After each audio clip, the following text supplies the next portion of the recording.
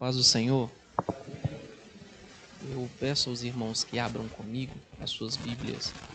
Nós vamos abrir em Atos dos Apóstolos, no capítulo 12. Enquanto os irmãos vão abrindo, eu quero tecer o meu agradecimento ao Wilson, que futuramente vai ver através da filmagem, ao GG, que é o pastor Felipe, pelo cuidado, pela confiança, e carinho. Eu fico muito feliz de estar aqui. O pastor Felipe não sabe disso, mas naquele congresso dos jovens, no qual o irmão pregou, aquele dia foi um divisor de águas para mim.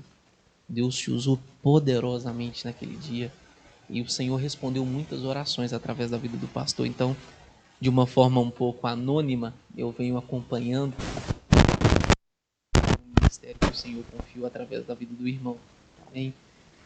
Atos dos Apóstolos, no capítulo 12, foi-me dado um tema, querido, para eu ler, trabalhar sobre ele, mas orando a Deus, o Espírito Santo me direcionou a isso daqui.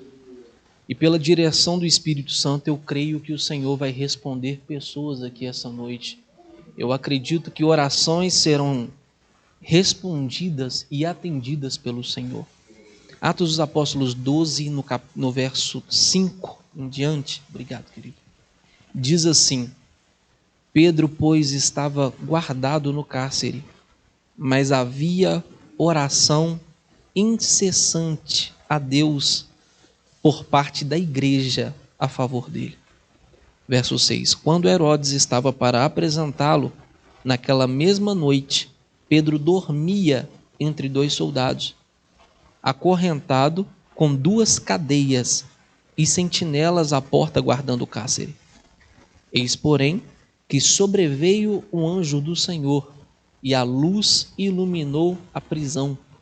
E tocando ele ao lado de Pedro, o despertou, dizendo: levanta-te depressa. Então as cadeias caíram-lhe das mãos. Disse-lhe o anjo: cinge-te e calça as sandálias. E ele assim o fez. Disse-lhe mais: põe a capa e segue. Meus irmãos, nós acabamos de ler um texto que ele é muito conhecido, como também um texto que ele é muito profundo. Quando Jesus levantou os 12 apóstolos, os 12 discípulos, e foi ensinando-lhes, Jesus estava revolucionando a humanidade. Jesus estava quebrando todos os paradoxos dos fariseus em mostrar, e sim mostrando o evangelho que, além de mostrar, é ser. Porque se você for ser, o evangelho é muito mais profundo do que qualquer outra coisa. Então Jesus vem ensinando-lhes e a cada dia fazendo milagres e eles acompanhando até mesmo o ministério de Jesus. Em um dos seus ensinamentos, que é colocado em prática nos versículos em que nós lemos, Jesus vai falar sobre o amigo importuno, que quando o amigo importuno vai na casa de outro para buscar pão, ele bate incessantemente até esse amigo lhe entregar o pão, E aquele amigo importuno fala: olha, eu estou te entregando o pão justamente por causa disso, porque não para de pedir. E quando nós lemos aqui que a igreja estava orando incessantemente, era que as petições diante de Deus estavam chegando de forma ininterrupta, aonde que Deus atender ao povo. Então, quando Jesus morre e ele ressuscita e aparece aos apóstolos, ali são levantados aqueles apóstolos e eles começam a cada vez mais crer em Jesus. E agora eles são o evangelho em ação. Eles receberam durante 3 anos a teoria, foram enxergando aquilo, e por mais em que eles fizessem as coisas em que Jesus lhe ensinava, ainda o coração não era totalmente voltado a Cristo. Até mesmo Cristo disse a Pedro, falando: olha, Pedro, você ainda não é convertido. Satanás pediu a sua alma para se ir andar no meio de vós, mas eu intercedi por vocês. Então a conversão concreta e genuína dos discípulos foi enxergar Jesus ressuscitar.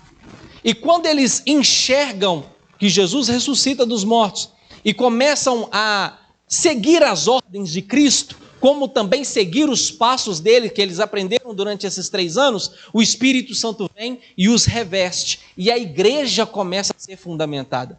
Quando a igreja começa a ser construída, e ela começa a ser a igreja em ação, aonde que os discípulos vêm anunciando o evangelho, aquilo mediante ao império dos judeus no meio do Império Romano, aquilo era uma ameaça justamente porque ia contra toda a ortodoxia judaica, ia contra tudo aquilo em que eles acreditavam, pois eles ainda estavam esperando o Messias, sendo que o Messias já tinha vindo.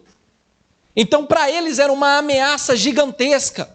Só que de uma forma até mesmo anônima, os discípulos iam trabalhando, e o reino crescendo. Quando a gente vai estudar o livro de Tiago, nós vemos que dentro do Império Romano, o cristianismo já tinha tomado uma proporção gigantesca. Então, mediante a legislação do povo, mediante aos cabeças, tudo estava normal. Só que o evangelho começou a tomar uma proporção tão grande que desperta aqueles que estão lá dentro. Então Herodes, ao enxergar que esses discípulos estavam anunciando o evangelho, ele tem uma ideia: a forma de pará-los é matando.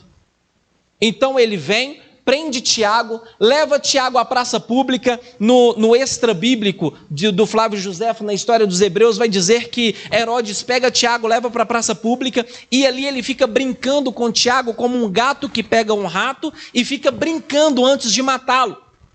E aí Tiago vira para ele e diz: Herodes, eu posso lhe fazer um pedido? E Herodes fala: pois não, transpasse a espada no meu pescoço, pois eu quero ver meu pai. E ali é executado. Isso é de acordo com Flávio Josefo, mas no versículo 1 aqui já ficou bem claro, que após matar Tiago, os judeus ficaram eufóricos, aquilo tomou uma proporção gigantesca. Então Herodes começou a subir num pedestal, sabendo que a atitude dele perante os judeus foi uma atitude certa. Então agora ele tem a vontade de continuar executando os discípulos, então ele manda prender Pedro. Ele ia executar Pedro, só não executa justamente porque ele prende Pedro no dia dos pães asmos, ou então no dia da Páscoa. Então ele não pode executar Pedro no dia da Páscoa. A cidade está em festa. Pedro agora não pode pregar, porque está preso. Pedro agora não pode fazer nada.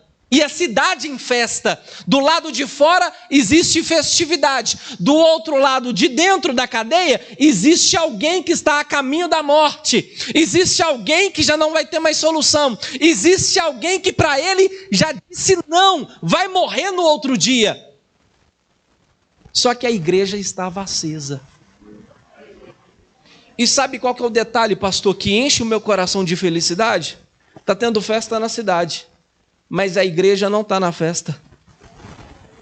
Está tendo barulho na cidade, mas a igreja não está envolvida no barulho. Está tendo um acontecimento na cidade, aonde que pessoas estão se alegrando com as concupiscências da carne, satisfazendo os seus prazeres de uma forma deliberada, mas a igreja não tem envolvimento nenhum com o que elas estão fazendo, porque a Bíblia está dizendo que a igreja está orando incessantemente pela vida de Pedro. E eu já venho aqui essa noite primeiramente dizer, independentemente do que esteja acontecendo, a igreja está orando. Independentemente do problema que nós estamos passando, a igreja está orando. Independentemente do que acontece na nossa vida secular, a igreja está orando. Lá fora podem dizer não, a igreja está orando. Lá fora as portas podem se fechar, a igreja continua orando. E por mais que o mundo venha na contramão da igreja, a igreja permanece orando, porque nós aprendemos com Cristo que nós devemos orar e se achegar ao Pai. Aleluia! Aleluia! Pedro está preso e a igreja orando. Pedro está com problemas e a igreja orando.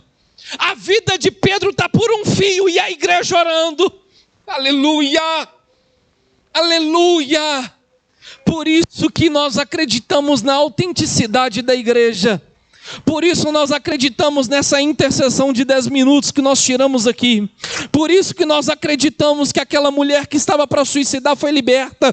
Por isso que nós acreditamos que aquele rapaz que estava doente foi curado. Por isso que nós acreditamos que aquele que estava fraco está fortalecido. Por isso que nós acreditamos que aquele que queria parar não vai parar, vai continuar. Porque enquanto as coisas estão acontecendo lá fora, a igreja está aqui em intercessão, em oração, em súplicas diante de Deus. Aleluia! Aleluia! Aleluia! Em contrapartida, eu tento enxergar pela ótica de Pedro, como alguém que abandonou a sua profissão, andou com Cristo, agora está pregando o evangelho, não está fazendo nada para denegrir, para prejudicar, é preso de forma até mesmo injusta, porque não fez nada para ferir a lei, agora ele está preso e vai morrer. No outro dia, pela manhã, Pedro vai ter a sua vida ceifada. Só que quando nós lemos, nós enxergamos Pedro dormindo. Pedro não está eufórico. Pedro não está desesperado, Pedro está dormindo. Pedro vai ser morto no outro dia. Mas a Bíblia vai dizer que ele está sem as sandálias, que ele está sem a orla, está deitado entre dois soldados. Se ele olha para a esquerda, ele lembra que aquele soldado pode matar. Se ele olha para a direita, ele pode também lembrar que aquele soldado pode lhe matar. E no outro dia, acabou, só que ele dorme. Ele descansa. Porque ele andou com alguém, ele conheceu alguém, e esse alguém aonde a tempestade estava acontecendo, estava dormindo. Esse alguém, enquanto tudo estava desmoronando lá fora, estava lá dentro, deitado, dormindo, descansando. Entenda uma coisa, a nossa vida vai contramão dos padrões do mundo. O mundo nos fecha a porta. O mundo diz não para nós. As coisas podem conspirar contra. Talvez nós podemos enxergar a vida do nosso familiar e dizer para ele, nossa, parece que não vai ter jeito. Para ele parece que não tem como. Cada vez ele está pior. Todos os dias ele piora um pouco. Todos os dias ele se afasta um pouco. Todos os dias que eu tento entrar nesse emprego eu não consigo. Todos os dias que eu tento investir não dá certo. Todos os dias que eu procuro alguém parece que não dá certo. Todos os dias que eu me aproximo de alguém eu fico um pouco mais frustrado. Só que nós não desesperamos com isso. Nós não perdemos o sono por causa disso. Nós não ficamos inquietos por causa disso. Porque nós sabemos que o nosso Redentor vive.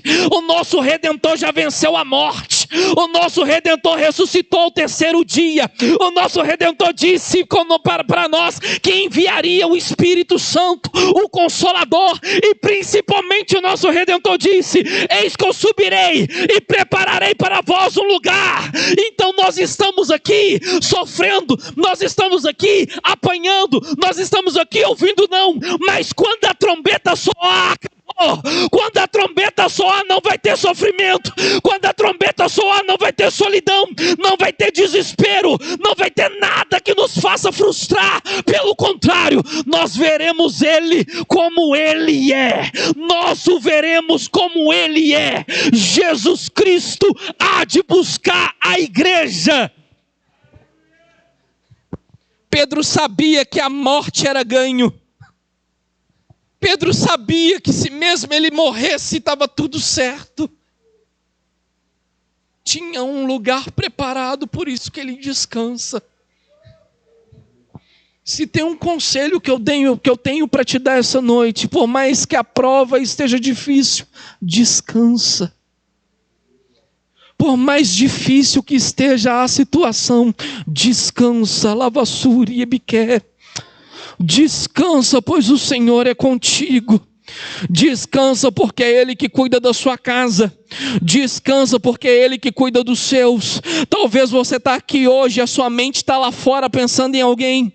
Talvez você está dentro da casa do Senhor aqui hoje e sua mente está lá fora preocupado com alguém. E talvez esse alguém é o Pedro que vai receber a visitação do anjo do Senhor essa noite.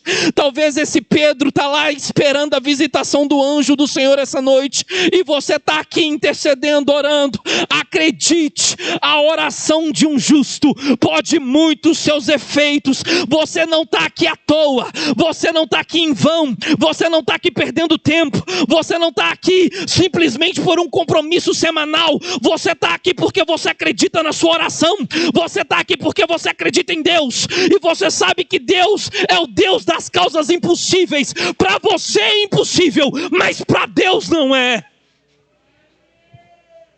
Aleluia, aleluia, aleluia. Pedro dorme. E vem o versículo 7, sobreveio o anjo do Senhor, e uma luz iluminou a prisão, e tocando ele ao lado de Pedro, o despertou dizendo: levanta-te depressa.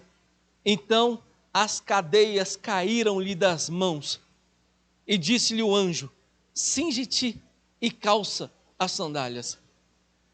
Quando eu li esse verso, e calçar as sandálias, eu logo pensei, Pedro retirou as sandálias justamente porque, se ele iria morrer no outro dia, não teria o porquê ele ficar de sandálias, afinal, ele não vai usar elas para coisa alguma. Ali já é o fim. Só que se nós analisarmos em uma visão espiritual e enxergarmos que todos nós temos as nossas armaduras, e abrirmos Efésios no capítulo 6, no verso 10, nós vemos que a sandália quer dizer a sandália do evangelho da paz. Então, se Pedro retirou as sandálias, ele poderia ter pensado: eu não vou usar elas para pregar mais, o meu ministério findou por aqui, aqui já encerrou tudo, porque amanhã eu terei com Herodes, e Herodes, mediante a praça pública, irá me executar. Então o meu ministério, a partir de agora, não tem jeito mais. Eu vou retirar as sandálias e encostar elas de lado. Não vai ter mais igrejas para eu poder ministrar, não vai ter mais a praça pública para eu poder trazer o povo, e eu não vou poder visitar as sinagogas, porque a morte me espera. Então meu ministério findou por aqui. Só que se Pedro falasse isso e estivesse escrito, nós entenderíamos que seria a palavra de um homem e não a palavra de Deus. Porque a palavra de Deus é o que vale sobre as nossas vidas. E a palavra de Deus para Pedro aquela noite foi: cinge-te as sandálias, calça as sandálias, coloca sobre os pés. Porque por mais que Pedro pensa que por ali acabou, que o ministério não vai para frente, que não vai ter continuidade, Jesus já sabe quem iria ouvir Pedro futuramente. Então ele fala para Pedro: Pedro, já tem um público te esperando. Você pensou que a morte te visitaria e te venceria. Só que nessa noite, Pedro, eu estou te dizendo, calça as sandálias, porque se para você acabou, para mim não. O ministério vai continuar. Existem vidas que através de ti vão ser transformadas. Então levanta, Pedro, e vamos sair do cárcere, porque esse tempo em que você ficou aqui era só para descanso. Satanás iria matar Pedro, preparou o lugar. Vamos esconder Pedro aqui essa noite e amanhã a gente executa. Meu Deus, Satanás já estava pronto para assistir a queda de Pedro. O ambiente já estava pronto. Só que Deus desceu com livramento e disse: olha, Pedro, o ambiente que iria te matar serviu para descanso. Satanás achou que iria fazer alguma coisa, mal ele sabia que o lugar que era para te matar, Jesus usou para te dar descanso. Então descansa nessa prova, repousa a cabeça sobre o seu travesseiro e saiba, existe um Deus no céu que cuida da tua vida, que cuida da tua casa, que cuida do teu ministério, que cuida da tua chamada, que cuida daquilo que Ele confiou nas suas mãos. O Senhor cuida da sua vida, o Senhor cuida dos seus, e não desista, pois o Senhor é aquele que investe em você. Não cessa a oração, mantenha firme, não cessa a oração, alavassuri biquébia. Curve a sua cabeça em nome de Jesus. Não cesse a oração. O Senhor está dizendo essa noite: existem pessoas que precisam da sua oração. Não cessa a oração. A igreja permanece autêntica quando ela está de pé. Então não cessa a oração. Quem tem que recuar não é a igreja, é a porta do inferno, pois ela não tem poder contra a igreja. Então não cessa a oração. Não para de clamar. Se você está buscando dons e está começando a desanimar, pois eles não estão aparecendo, não cessa a oração. Se você acha que a sua chamada, se você enterrou seu ministério dizendo, para mim chegou até aqui, não cessa a oração. Se você acha que aquele familiar, seu destino dele é a morte, e você está aqui essa noite ouvindo essa palavra, não cessa a oração. O anjo do Senhor vai te conceder o livramento, e Deus vai te conceder a vitória em nome de Jesus Cristo. A igreja que ora, ela é poderosa. A igreja que ora, ela não é regida pelo mundo, ela é regida pelo Rei dos Reis e Senhor dos Senhores. Sobre essa rocha eu edificarei a minha igreja. Sobre essa rocha eu edificarei a minha igreja. E quem é essa rocha? É Jesus de Nazaré. Você não está edificado sobre o que o mundo te propõe. Você não está edificado sobre o emprego que você tem. Você não está edificado sobre a família boa ou a família ruim que você tem. Você não está edificado pelo seu diploma. Você não está edificado sobre o ensino superior que você tem. Você está edificado sobre Jesus Cristo, a rocha da igreja, aquele que ressuscitou dos mortos, aquele que está nos aguardando na glória. Então, em nome de Jesus, enraiza em Jesus, se aproxima dele. É por isso que Tiago diz: achegai-vos a ele, e ele achegará a vós. Achegai-vos, aproxima da presença, e a presença vai se aproximar de você. Não fuja da oração, não esqueça da oração, permaneça em oração. Se a sua família está de pé, é por causa de oração. Se a sua vida está de pé, é por causa de oração. Se essa igreja está de pé, é por causa da oração. Satanás acha que ele vai parar a igreja, mas enquanto a igreja está orando, nada para a igreja, nada para a igreja, nada para a igreja. A igreja permanece. Você está de pé nessa noite, sentado nessa cadeira, ouvindo Deus falar com você, é por causa da oração.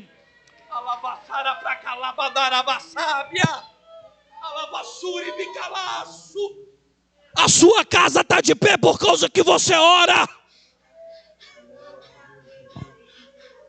Jesus te usa dessa forma, é porque você ora. A presença de Deus é pairada sobre a sua vida, é porque você ora. Você vê vários desviar, os seus amigos desviarem para a esquerda, os seus amigos desviarem para a igreja, e você para a direita, e você permanece porque você ora, você tem identidade, você tem acesso, você valoriza o acesso. Então permaneça em nome de Jesus. A engrenagem da sua vida, a gasolina da sua vida não é a comida que você come todo dia, é a oração que você não deixa de fazer.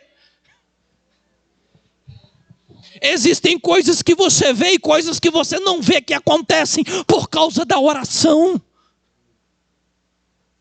Então, em nome de Jesus Cristo, entenda, se tudo está dando errado, é justamente por causa da oração, porque Deus está fazendo que seja por esse caminho, está tudo certo. É por isso que Paulo escreve dizendo: todas as coisas, sendo ela boa ou ruim, coopera para o bem daqueles que amam a Deus. Está tudo certo. Jesus está cuidando. Está tudo certo. Fugiu do seu controle, mas não fugiu do controle do céu. Aleluia. Fugiu da sua mão, mas não fugiu da mão de Deus. Aleluia. Isaías escreve isso no capítulo 43, no verso 13. Antes que houvesse dia, eu sou, e não há um que escape das minhas mãos. Operando eu, quem impedirá? Operando eu, quem impedirá? Se Jesus não está operando, está tudo certo. Você está na palma das mãos dele. Se ele está operando, está tudo certo. Você continua na palma das mãos dele. O Senhor sabe cuidar como ninguém cuida. O Senhor sabe zelar como ninguém zela. O Senhor é Deus da sua vida e Deus da sua casa.